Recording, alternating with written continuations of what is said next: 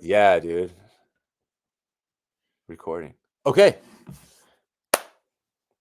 we're on. Gang, welcome to the first edition of the Great Lakes Fittest podcast. My name is Josh, and I'm the co-director of Great Lakes Fittest competition here in Traverse City, Michigan. And today we're joined by Mr. Russ Mocks You. That's his Instagram handle, Russ Yeah. Mock. Russ Mock of CrossFit Muskegon, or Muskegon CrossFit, right? Muskegon CrossFit, yeah. Muskegon CrossFit. Russ, how are you, man? Pretty good. Yourself? I'm doing good, man. Thanks for making the time to come and hang out today. I appreciate it a lot. I'm feeling a little better than you probably. My event is over. Yeah. You're about a month out, so We're- you're feeling the stress right now. We're a month out and we're cranking, man. So for those of you that don't, I would imagine if you're watching this podcast, you probably know that Russ not only owns Muskegon CrossFit, but he is the brains behind the Fresh Coast Fitness Festival, which is what it's come to be.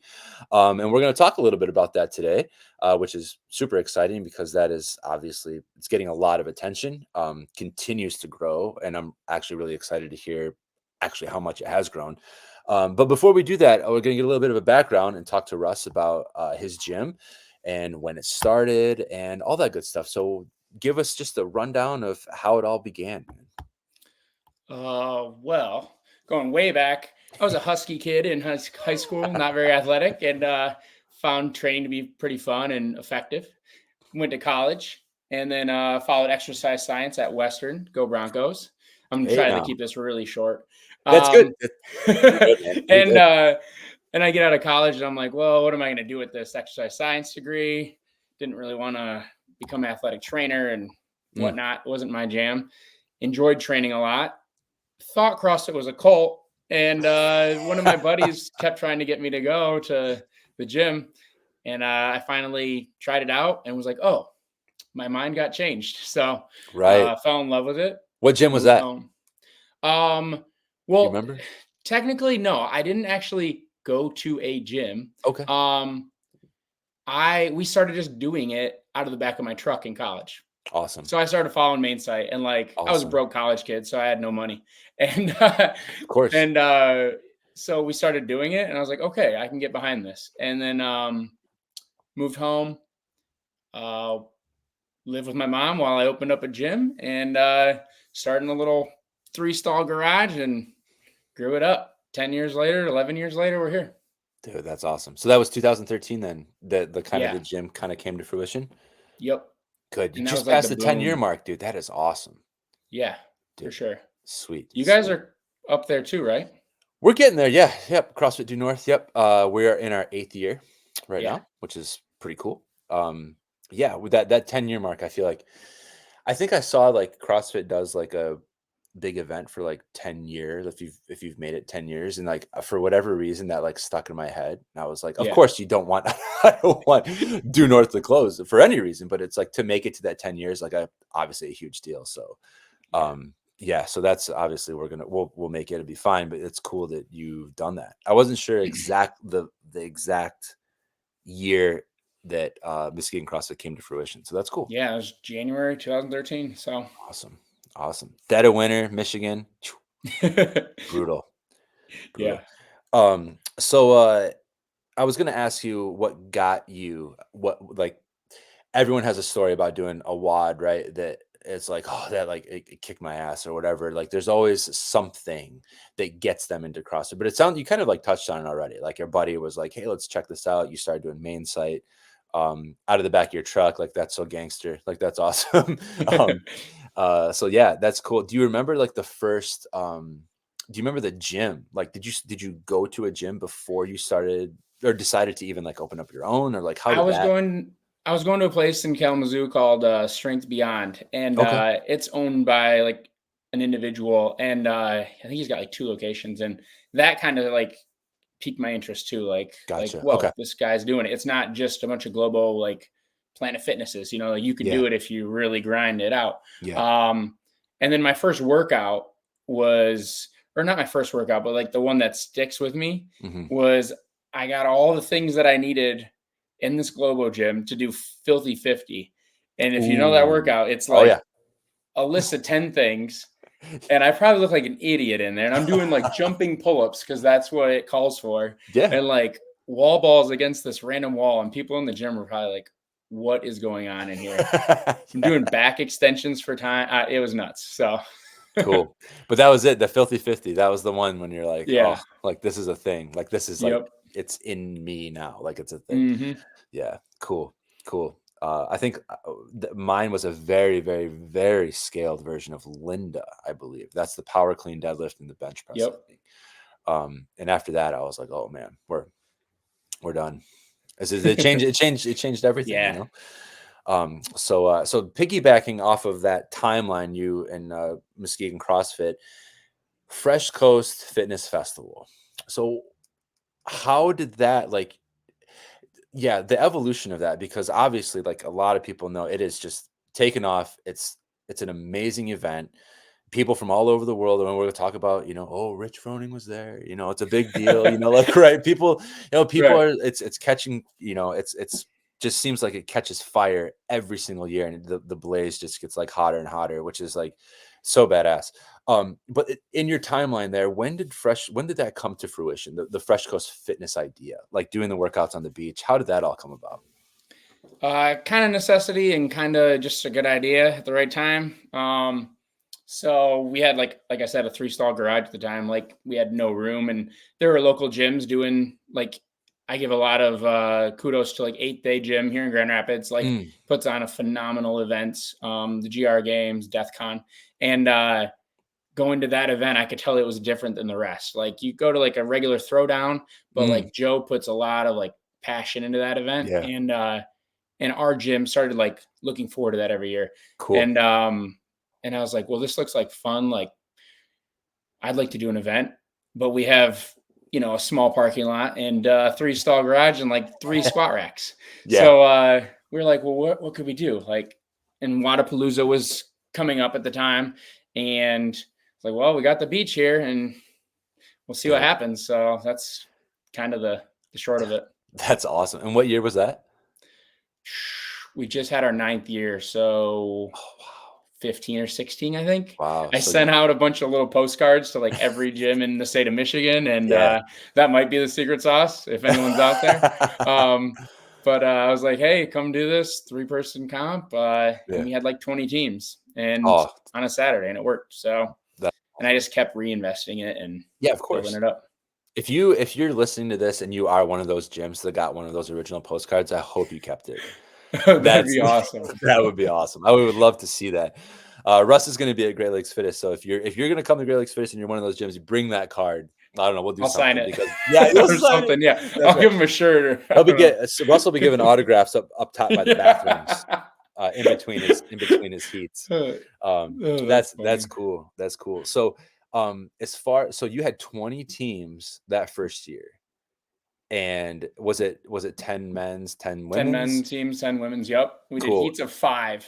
Heats of So 5. yeah, So dude. now let's go to 2024. What happened this year?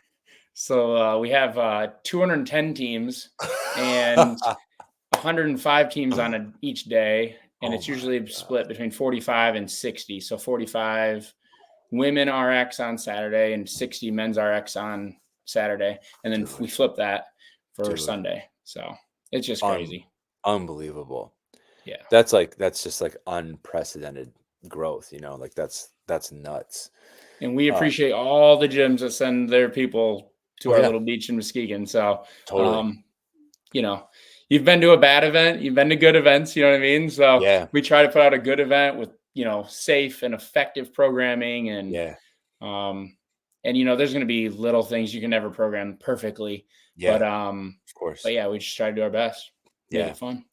So you and before we got on the recording, before we started the podcast, I wasn't making a joke, I was making an observation that Russ competes a lot. Like he does, I feel like he's going like every weekend. He's like, or there's a post like every week, like Russ is doing something different. I saw this one post that you did. You were camping and you were lifting this crazy log and like running through a campsite. It was like 5 rounds for time, like these like huge ass log cleans. I don't know. It was nuts, but it was like you just can't sit still, which is I think is great. I mean, you as a gym owner, you as a event promoter, and like you're the brains, everything Fresh Coast Fitness kind of came from your head and then has developed into this thing. Having done so many competitions, like what are some of the things that you see that how I'm trying to think of how to say it. Instead of just saying good and bad, for lack of a better term, I guess that would be it. But like, what are some things that you see like people do very right at some competitions? What are some things that you see people do maybe not so right at competitions? Like, what stands out in your mind? Like, it could be 10 years ago, could have been this past year, whatever, Right. You got to put the athlete first, Mm, the experience, and there's, I guess there's different levels to it or whatever. Like regular, like gym throwdowns are awesome. Like you can find those pretty commonly, and it keeps right. people motivated. You get, teams, individual, different stuff like Yeah, that. and that And then with the sorry to interrupt you. With the you're, throwdown, like the difference between that and like a competition like you do or like what we're doing is like that's like an in-house thing. It's like Saturday the 10th, we're gonna have an all-day thing. You and a partner, we're gonna have 5 workouts. Let's go. That's what you yep. mean by that, yeah? Yeah, Cool. and like that is awesome. And like that's, and I think now as, things are maturing in the CrossFit space and whatnot, like my intention was like trying to create something a little more spectacular, I guess, or more Yeah, spectacle, sure. and give people that experience that you can't get in the gym on a Tuesday. You know what I mean? Totally. Like with the beach and the water. We're Yeah, of not doing course. swimming wads all the time. Yeah, With you guys, you're at a baseball field and you're using the geography there to make it a 100%. cool thing. Yeah, Um, and I think we need both. I mean, like Festivus games, for example, like yeah. that is awesome because it gets What fun. people, yeah, it gets their feet wet. They get to feel that thrill of pushing harder than maybe they do on like a Tuesday, Yeah, at 4:30 p.m. So, totally, yeah. um, but yeah, putting the athlete first, and then sometimes programming gets a little crazy. Like we might, I don't know. I think we do a pretty good job and try to mix it up year to year. Mhm. But I've been to events where like it's just like you've got to do like long division to figure out what's the best way to score for this workout. Not necessarily who's the fittest, who Mhm. can go hard for 15 minutes, but like you've got 8 different things going on at once, or Yeah, and that can be fun too. Like you got to have a little bit of that, but yeah. we just try to put out simple, effective workouts. Yeah, I love that, and I think I mean, that's a great point because to your point of like what needs to happen is putting the athletes first and putting those individuals, making sure that the experience is really good. And if you're trying to figure out it's like, well, is this so what? Like, is it? Do I do it at the same time or like, Yeah. boom, that will kill the vibe. Like, and I think we've all been to competitions where that's happened before, and you deal with it, and in the end, it's okay. But as a promoter and as someone that is actually putting the event on, that's definitely something you want to think about. I agree 100% with that. Yeah. Yeah. Um, the one of the other things I wanted to ask was about using, like you were talking about using the geography, which was a great way to put it. Um, you have a big rig that's built on the beach, and it's quite the setup. Like if you haven't been to Fresh Coast Festival or been down there, like it's it's pretty insane. Just what's your setup time? Like when do you start? Because that's a weekend in July. When does it start, and when is everything torn down and the beach back to normal, quote unquote? Like physical setup, like like there's like weeks and stuff that go into it, but Oh yeah, like yeah, of course, yeah, yeah. But actually, like um getting things there and yeah, like we're the taking whole the rig deal. down on Friday morning. I got an awesome team, and um I have Great Lakes Sewer Septic, so they have lots of machinery and they Sweet. haul it all out there. And then they start putting that rig up, and it's a 90-foot rig, 15 feet, poles. It's pretty crazy. So they start putting that up on Friday, and they've usually got it done by the end of the day.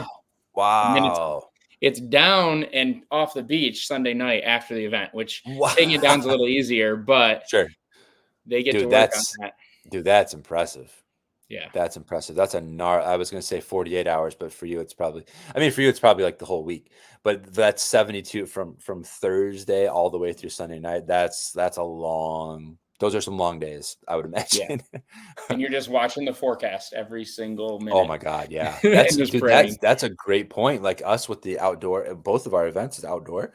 Yep. And you're just like, fingers crossed that like everything goes good. And Yeah. you seem the middle of July, like this past year, I mean, dude, it was hot. I was up here in Mhm. Traverse and I cannot imagine what it was like on the beach down there. Yeah. It was cooking, Brutal. that's for sure. And Yeah. like I said, I'd rather it be hot I like hell than raining. 100% agree. 100% agree. Just keep everyone hydrated and That's right.